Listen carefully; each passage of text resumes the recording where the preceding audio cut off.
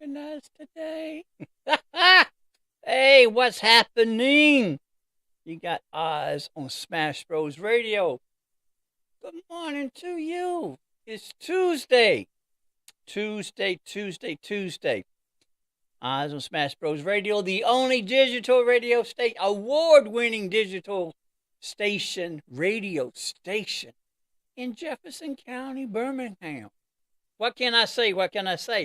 Hey, if you have not already done so, please subscribe, share, like, follow. You'll find Smash Bros on YouTube, Instagram, and of course, Facebook. Hey, keep in mind that Smash Bros Radio represents and is a venue, is an avenue, is a platform for all independent artists. So if you are an independent artist, if you are a manager, if you're a producer, and you would like to get your client, your songs out, contact Smash Bros Radio. You have a chance to be interviewed, be on the show, and also have your music played. Understand that since we are a digital radio station, your music can be heard all over the world. That's right. We are worldwide. Also, if you have not done so, we have an app. Download our app. You can find it on Android as well as iPhone. So you can take us anywhere you want to take us, baby. Hey, this week is Magic City Classic. Can't get any better. The A&M Bulldogs versus the Alabama State Hornets. And Alabama State Hornets versus the A&M Bulldogs. So, hey, we got a lot of stuff going on. But before then, let me get some of these announcements out of the way. On October 28th,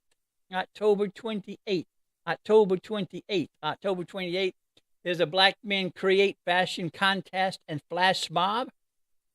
A portion of the proceeds will be donated to the Men's Project. There's a $150 adult grand prize, cash prize as well. There are prizes for young adults and kids too. It's located at the Crest Building rooftop, October 28, 2022. From 3 to 5 p.m. will be the fashion show, and then from 5 to 8 p.m. would be the flash mob. Tickets are available on Eventbrite or cash out at Amy's Exquisite Gifts. Also, if you would put in the code Smash Bros, you will receive a discount. That's right, Smash Bros, and you will receive a discount. Can't get any better than that, can you? Also, suit is required. Tie is optional. Blazers and sports coats welcomed. Must have a jacket on. General admission is $20. Children under 17 is $10. For an all-inclusive male ticket is $45, which includes a group photo as well as open bar. Ladies, we haven't forgotten you. Ladies' tickets are $25. Includes open bar, does not include the group photo inclusion. Now, keep in mind, this is for the men. It's time for the men to shine. It's time for us to acknowledge, to recognize, and to represent the men. This is your chance hey, since it's the Magic City Classic, we're the Greeks. We're the Alphas. We're the Omegas. We're the Kappas. We're the Sigmas. Come out. Show us what you got. Greeks, non-Greeks. Show us what you got. Families, this is your chance for the granddaddies and the uncles and the daddies and the sons to get together, dress up, show us what you got. It's going to be fantastic. Again, you can cash out payments. Make sure you have your full name, your phone number, and number of tickets. If you do not receive a confirmation text, your payment was not received. You can also purchase tickets on Eventbrite. Use a cash out Amy Exquisite Gifts. And again, if you go on Eventbrite, type in Smash Bros, and you will receive a discount. Hey! It's Crest Building, 301 19th Street North. Rooftop, ages 5 years and up. Text only 205-677-5465. So it's 28th. So that's the 28th. That's the 28th. That's the 28th. That's the 28th. So come out and support us, please. Put down in your calendar that we also have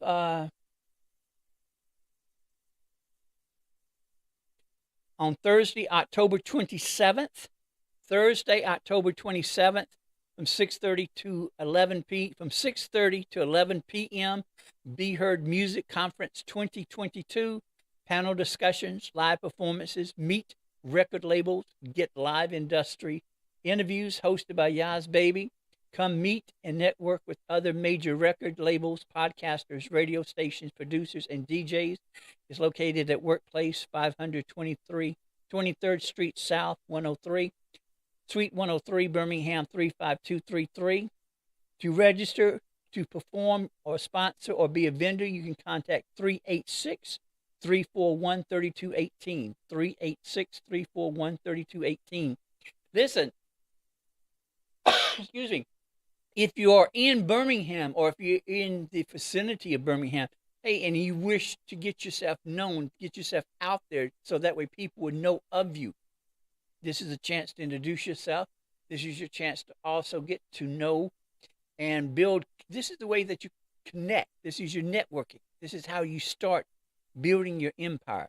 So again, that's Thursday, October 22nd, 7th, 6:30 p.m. to 11 p.m. Be Heard Music Conference 2022. Panel discussions, live performances, meet record labels, get live industry interviews. So this is the time. This is all for you, baby. This is all for you. What can I say? What can I say? What can I say? Hey, we got a lot going on today. This is a Magic City week. Let me tell you, if you have never experienced a classic, baby, you don't know what you're missing. I arrived at state in 1979, and I've never regretted a day of it. I'm just happy that them buildings and some of those places cannot talk, because I probably would not be. Anyway, we digress. Let me tell you, this is one of the most exciting times in Birmingham, is when you have the Magic City Classic and you have all the alumni coming to Birmingham. You have people from upstate, from New York and Michigan, Illinois, from Chicago, Detroit. You have New Jersey. You have all those individuals coupled with all the southern states coming together as one group. Now keep in mind, we are one family. We are one family. All HBCUs, we are one family. And we support each other. But when it comes to the games and all, I got to love you from afar, because my heart belongs to state. So come on out. Things have really changed. When I started the state in 79, during that time, I was the only white person living on campus. I lived in Benson, Men's Benson. That's when you had C.J. Dunn Arena next door to Benson. That's when you had the Dust Bowl, and the Dust Bowl was where the Marching Hornets would practice. That's when you had I think it was John Brown Courts for married students. You had Simpson Hall, which during that time was the female dorm. And I never did this, but I heard that if you were on the second, third, and fourth floor of Men's Benson, you could look directly into the windows of the Simpson Hall, especially those windows that at the edge right there where Simpson and because Simpson was right next to Benson. Now, I never participated in looking into the girls' dorms. I just heard that you could do it on the second and third. The third floor was the best floor to get, because it was right there, especially those that top floor. That was the best view.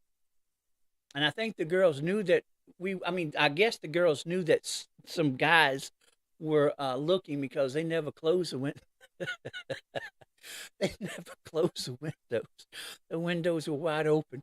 But anyway, of course, I never participated in such stuff, because I was a Christian boy back then. I tried to live godly life and do what the Bible told me to do. So I was never into anything that was classified as ungodly. Baby, let me tell you, state brought me out. State turned me out. Let me tell you. State turned my ass out. When I got to state, that's when you had Terry Rose administration. Terry Rose is an AKA, an Alpha Kappa Alpha sorority. She was the president. Lawrence Bell, an Alpha Phi Alpha fraternity, was the president. Peanut was the secretary. So I think the first from 79 to 80, that's when the AKAs and the Alphas ran the campus. Because after Terry Rose's administration, Lawrence Bell was elected to be SJ president. And I think after that, Barbara McCall.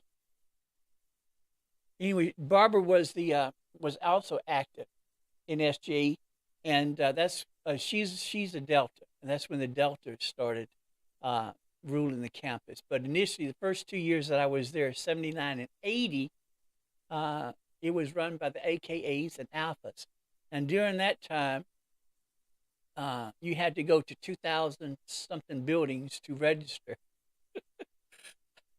Well, not 2,000, I exaggerate.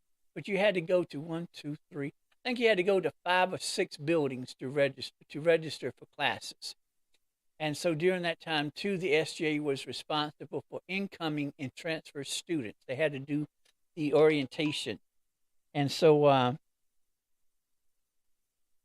the SJ not only had to get ready for the orientation, but they were also preparing for the travel, especially with the SJ and Miss ASU in court. And so they were weighted down. They had a lot of stuff going on. And the SGA, they did their due. Everything ran smoothly. Everything was on track.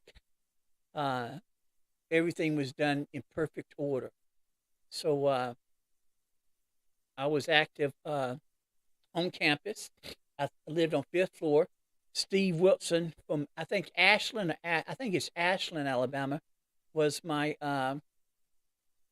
roommate. We got along just like brothers. And so I became active in SGA under Terry and then under Lawrence's administration, and I think under Barbara's. And there was another Delta after Barbara. So I was on campus, off campus senator. And during this time, now you have to understand, I didn't know anything about college. I didn't know anything that even was associated with college. And so I was doing volunteer work over at the group homes in Montgomery. And also I was night shift manager, the graveyard shift for the Crystal on Fairview. And those of you who are familiar with Montgomery know that Fairview was called the Inn Alley because that's where the black neighborhood was. So I was there and doing volunteer work. Let me turn this off because it's getting on my nerves. I turn it back on when I need to find out the information. So I just graduated from Carver High School in Montgomery, and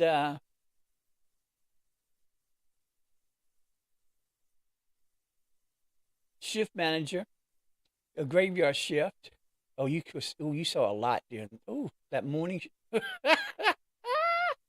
That morning shift. Oh my goodness. There were during about 2 or 3 o'clock in the morning, you had some black preachers that would come in and congregate over at the Crystal at 2 and 3 o'clock in the morning. None of my business. We're not going to get into that. But anyway, I was doing volunteer work over at the group homes, and the majority of the students that were in the group home, which was right across from the OZZz building, was throwaways and runaways.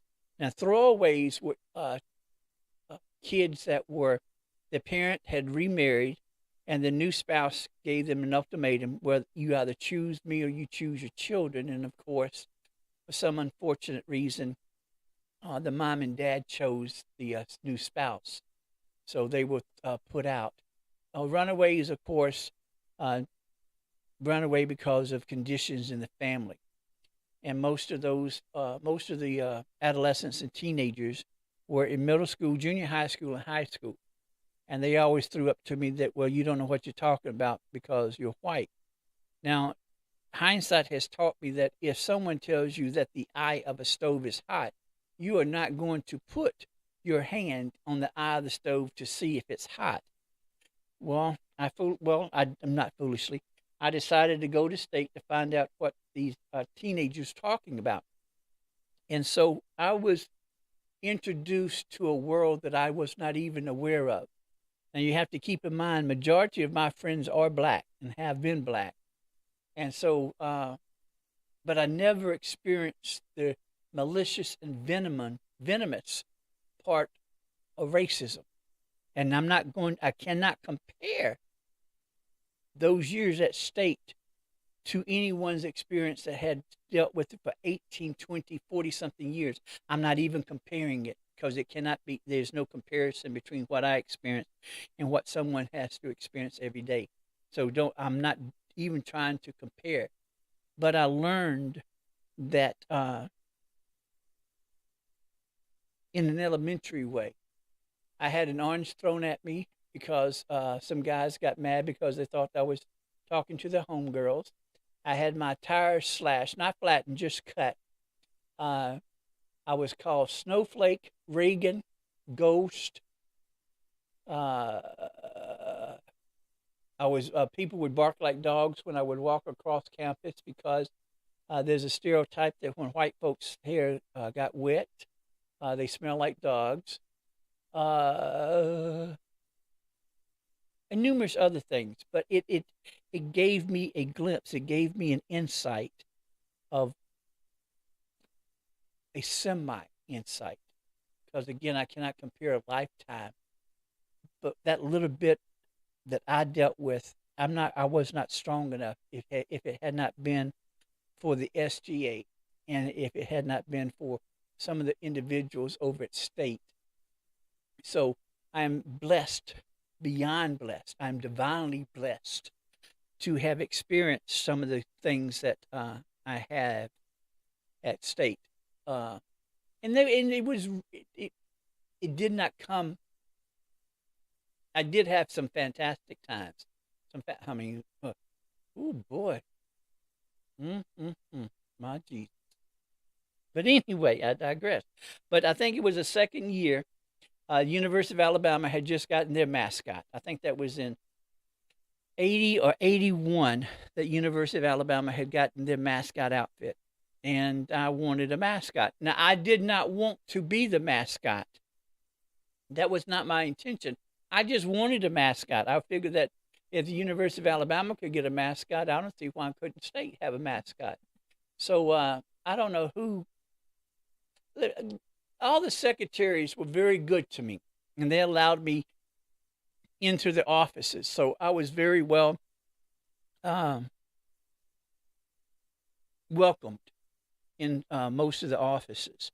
So, but Dr. Shepard was there. Dean Ferrier was there.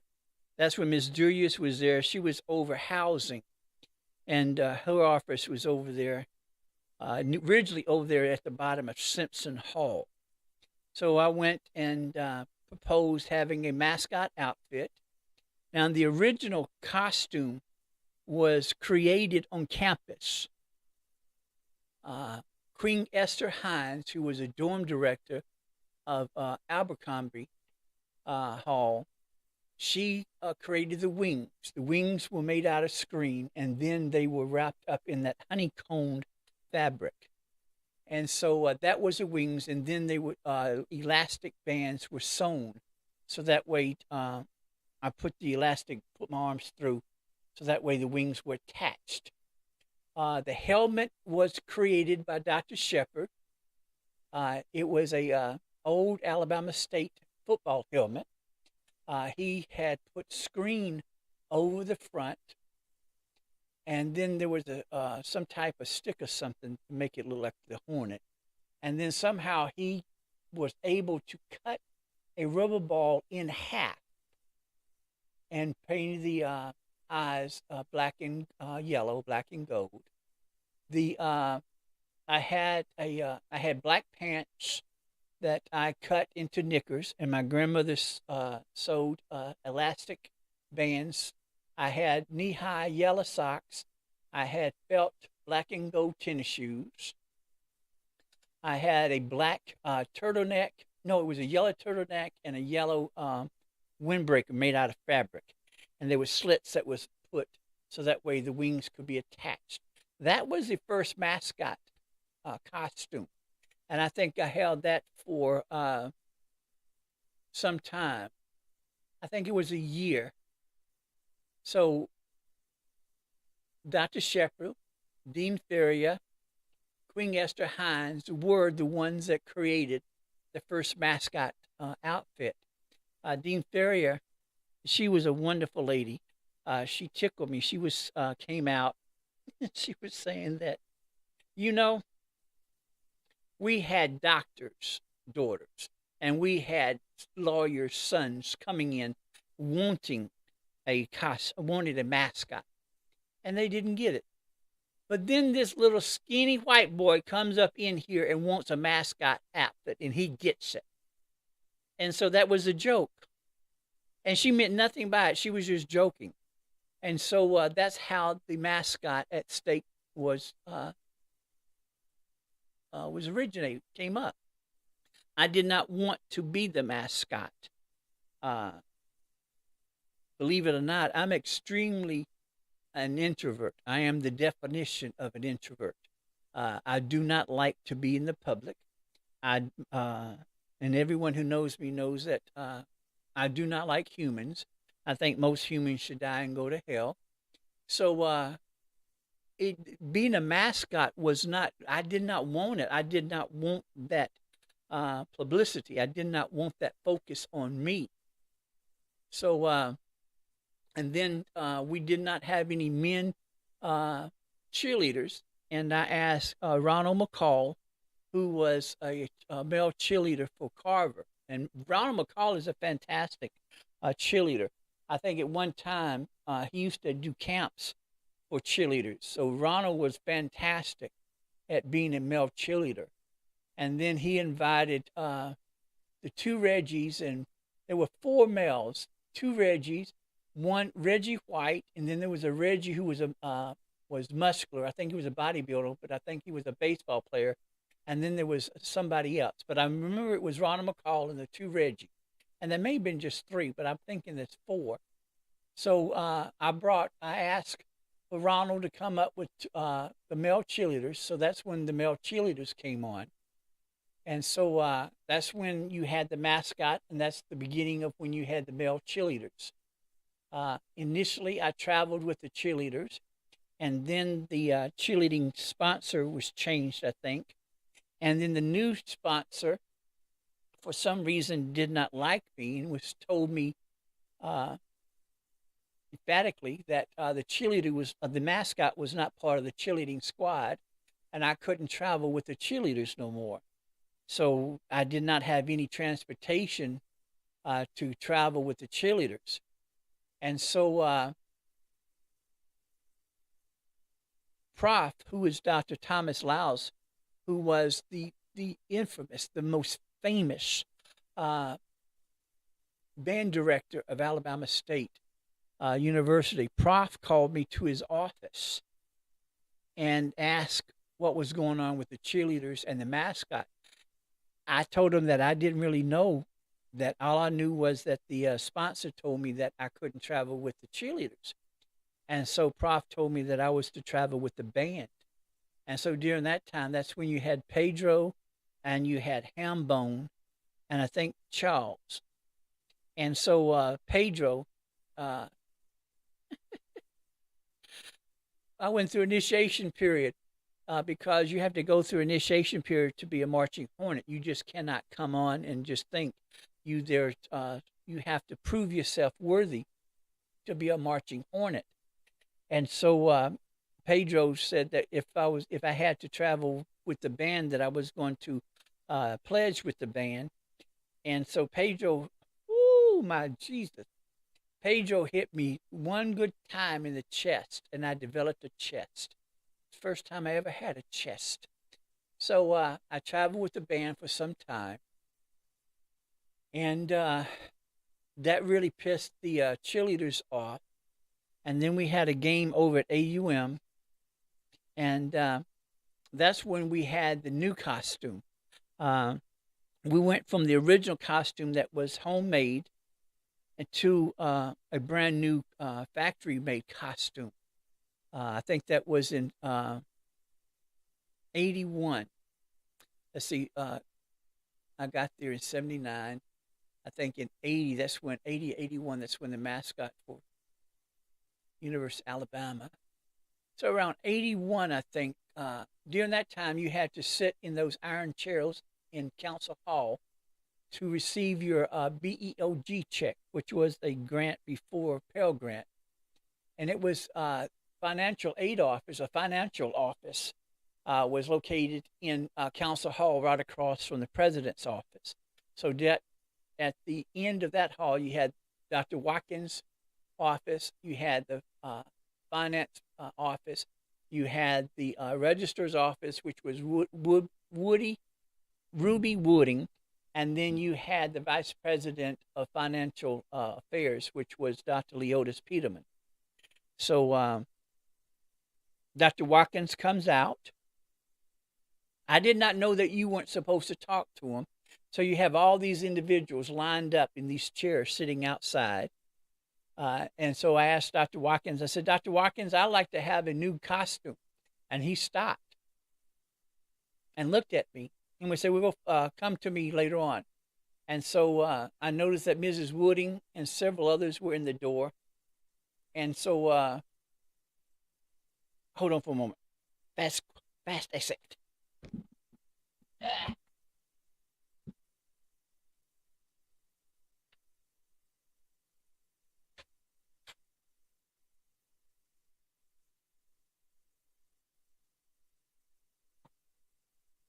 My nephew's coming. So I didn't know that. I apologize for that. I did not know that you weren't supposed to talk to Dr. Watkins. I did not know it was an unspoken rule or regulations that you weren't supposed to talk to Dr. Watkins. So after that, Mrs. Wooding called me to her office and she asked, what did you say to Dr. Watkins? And I told her. She said, you asked Dr. Watkins for a costume? I said, yeah. She said, did you not know that you weren't supposed to talk to him? I said, no. She said, what did he say? So I restated that he wanted to see me. So I went over to his office, and he had a fantastic secretary. Mrs. Royster was the epitome of a president's secretary, an executive secretary. She was regal. She was sagacious. You knew that she had some type of position. So I go into the office and ask to speak to Dr. Watkins. And Mrs. Royster was looking at me up and down, and she was asking who I was. Did I have an appointment? I said no. And she told me that, well, Dr. Watkins doesn't see anybody unless they have an appointment. Dr. Watkins' door was cracked, and he called me in, and she looked shocked.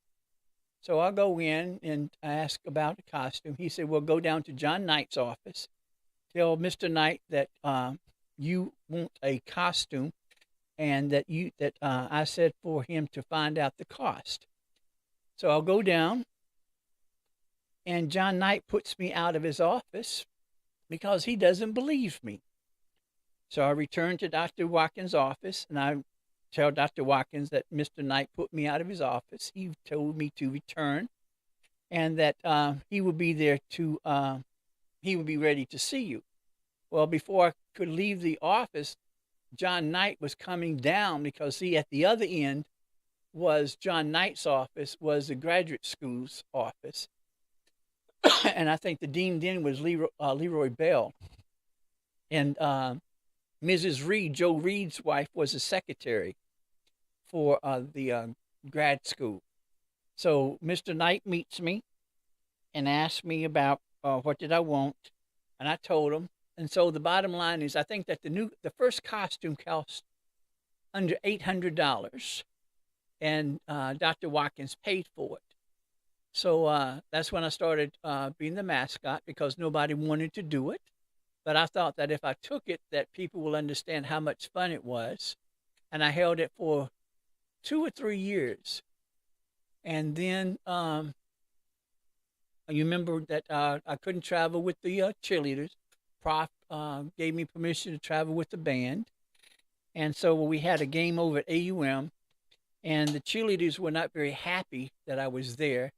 And so I kind of got into a little scrummage with them. And so it was a mess. So I would travel with the band and being the mascot. I was introduced to the alumni from upstate, from New York, from Michigan, Detroit, and Chicago. It was at the Magic City Classic.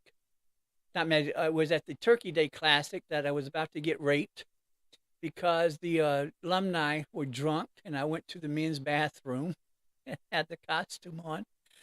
And two of the alumni told me that I could not be a man because my legs looked sexy. And you had to keep in mind the second mascot was foam rubber. And it was hot. It was like an oven, and I had lid togs on. And so, and then I had those little boots that you covered your shoes with. So they were trying to take the costume off. And so Reggie and Ronald came in. They started laughing because the guys were trying to take the costume off. And so they got the alumni off of me. And that was the joke for the rest of the year, that you can't allow Humes to go to the bathroom by himself because he provokes the men. So then I was introduced to the Magic City Classic. And during that time, we met over at the Holiday Inn on 21st Street. And I think we were there for 2 or 3 years. And then Holiday Inn went away, and the Paramount House came. And that was the headquarters. And let me tell you, if you have never attended a classic, especially a Magic City Classic or a Turkey Day Classic, or really any classic, an HBC Classic, you have not lived until you have experienced the excitement, the electricity that is produced when you have everyone from everywhere coming together for enjoyment and coming together for fun. Here in Birmingham, the spaces, what do you call them? SUV spaces? Is that what you call them? Where they come with the big old SUVs? Is that what you call them? SUVs? You know, outside you have those huge Winnebagos and all. Is that what you call SUVs? Oh. RVs. Most of those RVs outside certain gates are generational spaces because you have about 4 or 5 generations that have. Yeah, exactly. Grandmama parked here, granddaddy parked here, great grandparents parked here. So there's certain areas, certain spaces that are not really per se reserved, but have been. Yeah. So you know exactly that the banks are going to be at gate 6, and the blacks are going to be at gate 10, and so forth and so on. And so you have all these individuals coming together in these recreational vans and RVs. The joy and the food, let me tell you, the food that is produced and that is cooked. Oh, baby. It's easier to tell you what's not there than what is there. And you have all this together, you have all this camaraderie. But during the game and all, there's no camaraderie because everybody splits, and state was with state, A&M is with A&M. But after the game and before the game, the camaraderie that both schools have, the love and respect that both schools have, you can't get any better. So we had homecoming, we had the Magic City Classic Parade, which you had to be downtown no later than 6 to make sure that everybody is in line and is ready. for whatever may occur.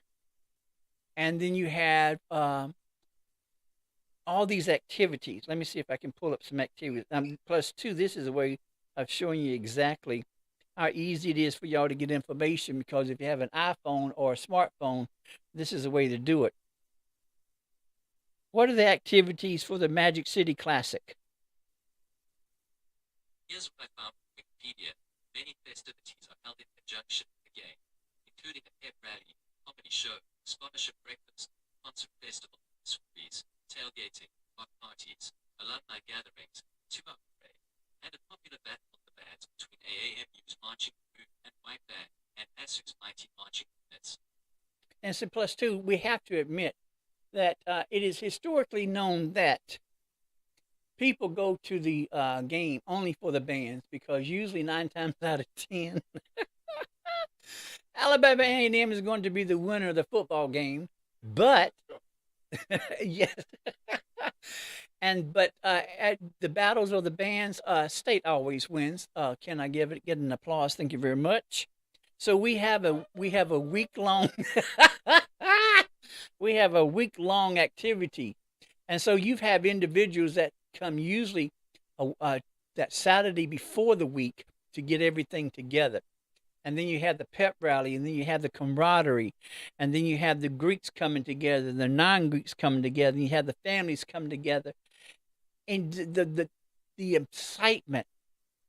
But also at the bottom line, what is the revenue that is created from the Magic City Classic for Birmingham? I found this on the web.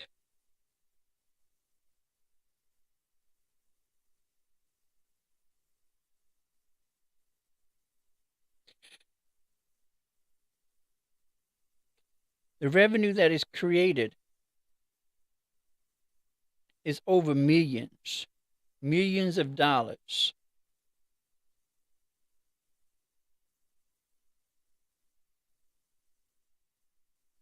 This would be the 98th Magic City Classic. Magic's 98.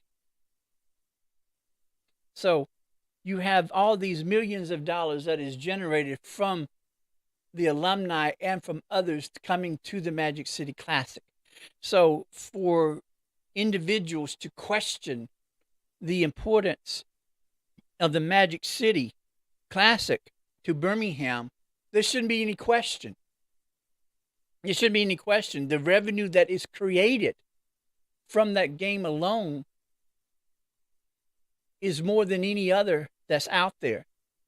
And then for the question about the safety of Legion Field, because that's where we play over at Legion Field, it should have been renovated or whatever way before now. So if there's a question about where, because the contract is on now between the two schools, the two universities, and the city about the next coming years, because we know that Tinker Tonka Stadium that was created by the white folks for UAB is not big enough, large enough to accommodate the Magic City Classic. That's foolishness for anybody to think that. And we know that that Tinker Tonka Stadium was created for the white folks, for UAB, which is a joke. Because if the original design, which was a dome stadium by Mayor Larry Langford, had been created and built, then that could have housed the Magic City Classic as well as other venues and other activities simultaneously while the Magic City Classic was going on. So, you have to understand the historical significance of the game. You have to understand the relationships that have been created because of the games, of the game, of the classic. It all is sort of like a fabric, is woven together like one huge quilt, one huge fabric. All the threads are united. And I think it would be a travesty. And I think that would be unforgivable and unacceptable for anyone to excuse or anyone to come up with an excuse for another venue for A&M and State. A&M has a brand new, well, it's not brand new, has a stadium. State has a stadium. It's not the stadium that was created by Donald Watkins, because you had individuals who wanted to put their opinion in, because at one time Alabama State's stadium was supposed to cross over Adams as well as Forest Avenue. So it was to cover that entire area. But because of a certain politician, Joe Reed, bringing his little no-nonsense ass into it, and then we had, with Donald Watkins with the design, as well as individuals up north, architects, Ted Turner was going to sponsor, with the understanding that the stadium would be used as advertisement for Turner Classic, anything dealing with Ted Turner. But again, because of Joe Reed being the arrogant, pompous ass that he is, that fell through. That fell through. So now, because of the white doctors standing up to State, I don't understand how come eminent domain can't be used. But we are proud of our stadium. It could have been better, could have been larger, but when you have individuals who are out for their own selves, it is what it is. Again, if you have not ever participated in a classic, you have missed out on some fun, some entertainment, some history, and you can't get any better. You cannot get any better. I am what I am because of State. I offer no apologies for that. State gave me the backbone to be a teacher.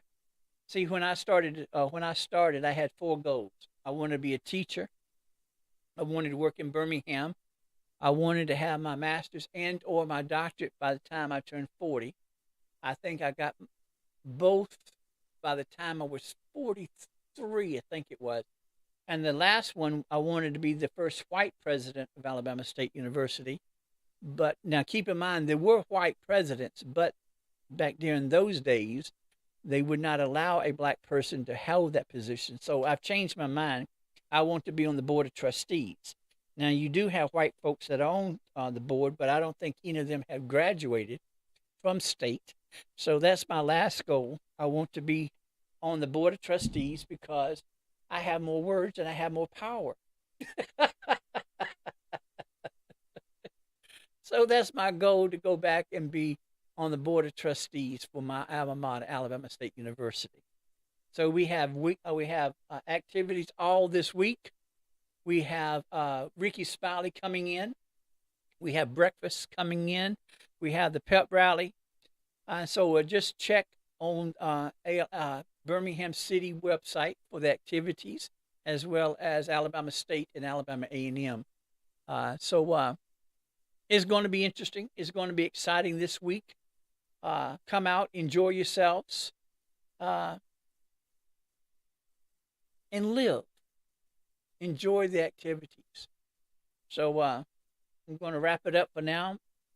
Katie Dunn is next. He has a special guest coming in. What's his name? Jerry Hudson? Garrett. Garrett. J-A-R-E-T. Garrett Jury. Oh, Jarrett. Republican candidate. The white man running for sheriff. But he's a Republican. Can I begin to ask him, does he support Trump? I'm going to be nice. I just one question. Well, I can come back and ask the sheriff, does he believe in Trump?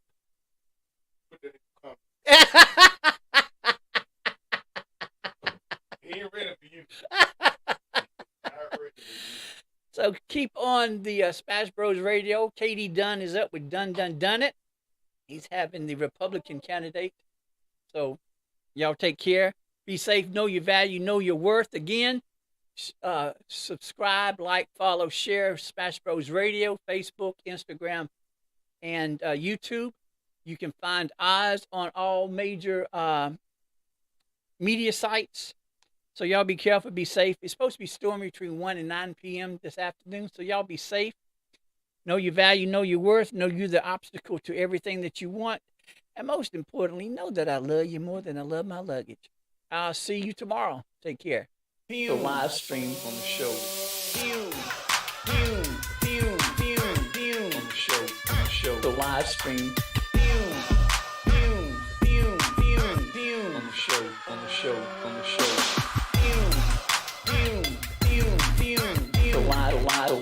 The live stream.